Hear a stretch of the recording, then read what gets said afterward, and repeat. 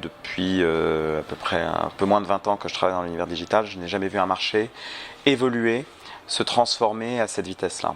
Si on regarde les deux principales tendances que sont d'un côté tout ce qui est programmatique et de l'autre côté la vidéo, en à peine plus de 3 ans, c'est 30% du marché en programmatique, 30% du marché en vidéo publicitaire qui n'existait pas quasiment pas il y a moins de 4 ans.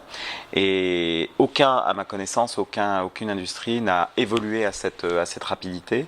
Pour parler de ces deux tendances-là, c'est-à-dire que l'un dans l'autre, plus de la moitié du marché, d'un business donné, a évolué dans à la fois des méthodes d'achat et des formats, des produits qui n'existaient pas auparavant. Ça, c'est le premier point. Le deuxième point, c'est qu'on parle beaucoup de mobile. Enfin, l'année du mobile, c'était la blague récurrente chaque année, c'est l'année du mobile. C'est arrivé, en fait, ça arrive aussi à un moment donné où on parle beaucoup de multi-écran et c'est aussi une réalité. Alors, on est chez Microsoft, donc nous, c'est mobile et cloud first. Cet été, on va sortir Windows 10, qui est le premier OS, qui est le même OS sur l'ensemble des écrans. Donc de l'écran de la télé avec la Xbox, en passant bien sûr par le PC tablette et par le mobile et les objets connectés. Bon, cette approche elle est valable aussi en termes publicitaires puisque des campagnes multi-écrans, quelques acteurs le proposent et on voit que c'est en tout cas sur ce début 2015, nous c'est les premières qu'on a faites en France. Sur la partie programmatique, donc c'était en 2014 24% du marché display avec une croissance de 66%. C'est-à-dire que si on tire de la courbe, mathématiquement, on a démarré janvier 2015 à un marché à environ à 30% et qu'on va terminer à 40-45% du marché display en France, donc je veux bien prendre les paris, en programmatique.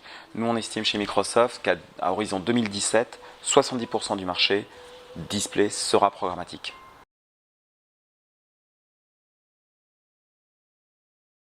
Bien évidemment que c'est créateur de valeur. C'est-à-dire, pour être très simple, si un éditeur, aujourd'hui, quel qu'il soit, n'est pas dans le programmatique, c'est 30% du business qui loupe, voire demain 70%, juste parce qu'il n'est pas compatible avec ce principe d'achat qui crée de la valeur, c'est-à-dire qui retire des tâches qui n'apportaient pas de valeur.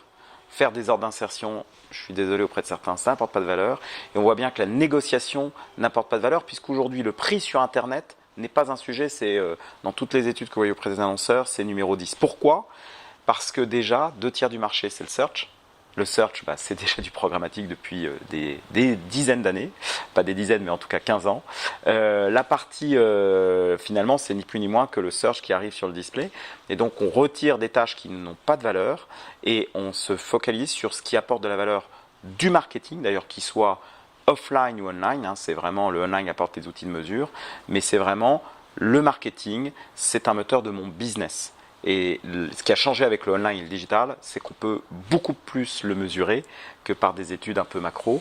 Là, on est vraiment dans justement un affichage et un agrégat de données. Comment on monétise l'ensemble de notre offre ? Il y a d'abord ce qu'on va appeler le réservé par avance, c'est la première couche.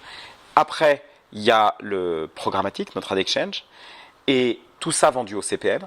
Toute notre offre est vendue au CPM. On a une offre CPC qui optimise, mais on n'a pas d'offre à la performance. Et puis après, si ce n'est pas vendu au floor, il n'y a pas de format publicitaire. Sachant que tous nos formats publicitaires, il n'y a qu'un seul format publicitaire par page, aucun format sous la ligne de flottaison, aucun format intrusif, parce que la visibilité, la viewability, comme on l'appelle, est extrêmement importante. Ça, c'est par essence dans notre inventaire. Donc, ce qu'on a fait, c'est que pourquoi on n'a plus d'offres au CPA ? Et ça a été, avec l'arrivée de l'AdExchange, progressivement, on l'a arrêté. On a même arrêté la plateforme. Parce qu'en fait, tous les annonceurs, quels que soient leurs objectifs de branding, d'acquisition, de clics, de leads, peu importe, vont utiliser le même outil et vont se servir au CPM sur les formats qui les intéressent, soit en réservé, soit dans notre AdExchange. Et donc, ça a amélioré, finalement, ça a mis tout sur la même plateforme pour la monétisation. Et vu notre puissance, notre reach et nos formats, oui, ça a amélioré la monétisation globale.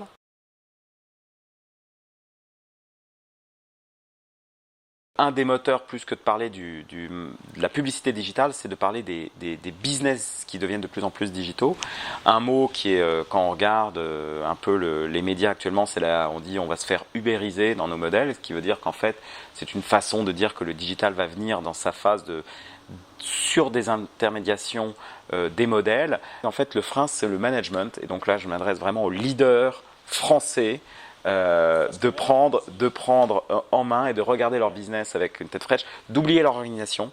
On voit bien d'ailleurs c'est un troisième sujet de notre discussion sur les organisations qui sont en train d'évoluer, les gens, les hommes et les femmes, les équipes, sur la façon de faire notre business. Je pense que c'est vraiment c'est quasiment psychologique, on est vraiment dans le change management, donc dans l'accompagnement des équipes, des business pour changer. Il ne s'agit pas de tuer, on se transforme. Et on a cette tendance en France, on est très conservateur, on a peur.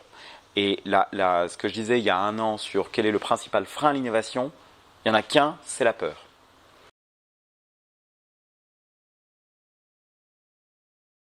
Alors que le marché évolue, la sophistication des sujets, des problématiques est de plus en plus là, on revient au vrai basique, c'est la qualité finalement des produits et des services qu'on offre.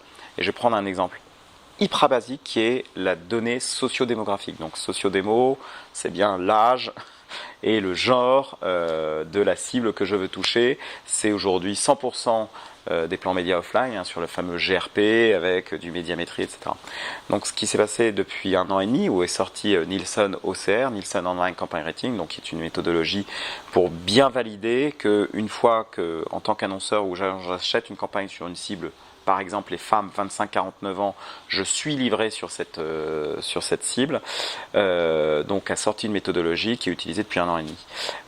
Il y en a une autre chez Comscore qui s'appelle VCE, qui est la même approche. Bon, voilà, je parle de Nielsen puisqu'elle est sortie la première en France. Mais néanmoins, on s'est aperçu que les données du marché français, et là on en est à 230 campagnes testées en France sur, je prends toujours cette cible, les femmes 25-49 ans, il y a 200 cibles disponibles. On a, donc sur une cible, on a à peu près 25% de femmes 25-49 ans si on achète en aveugle. Donc on devrait, sur le net, donc on devrait tomber à peu près sur ce chiffre. On est à 30% de moyenne OCR, c'est-à-dire que les 230 campagnes en moyenne tournent à 30%, et sur l'univers Microsoft, avec le Microsoft ID, on est à 57% en moyenne livrée. Et ce qu'on a fait depuis décembre dernier, c'est que maintenant, quelles que soient les cibles, on garantit la livraison sur une base Nielsen OCR. Rien que ça nous a fait une croissance parce qu'on était dans la qualité et parce qu'on a récupéré énormément de budget qui pensait, et c'est ce que je dis, c'est errare humanum est, perseverare diabolicum, puisqu'en fait, ils disent, mais je ne savais pas, mais maintenant on sait, et donc on peut voir que finalement je ne livrais pas sur cette cible. Et plus le temps passe, plus on offre les premières campagnes OCR, en tout cas le test, sur des événements, et les prochaines campagnes sont toutes chez nous. Là on va sortir une campagne vidéo on target, donc l'offre s'appelle on target, vidéo on target avec la même chose sur LinkedIn. Donc je pense que la deuxième étape, ça sera la visibilité finalement des campagnes, où nous par défaut on est très visible. Puisqu'on n'a qu'un seul format par page, aucun format intrusif, etc.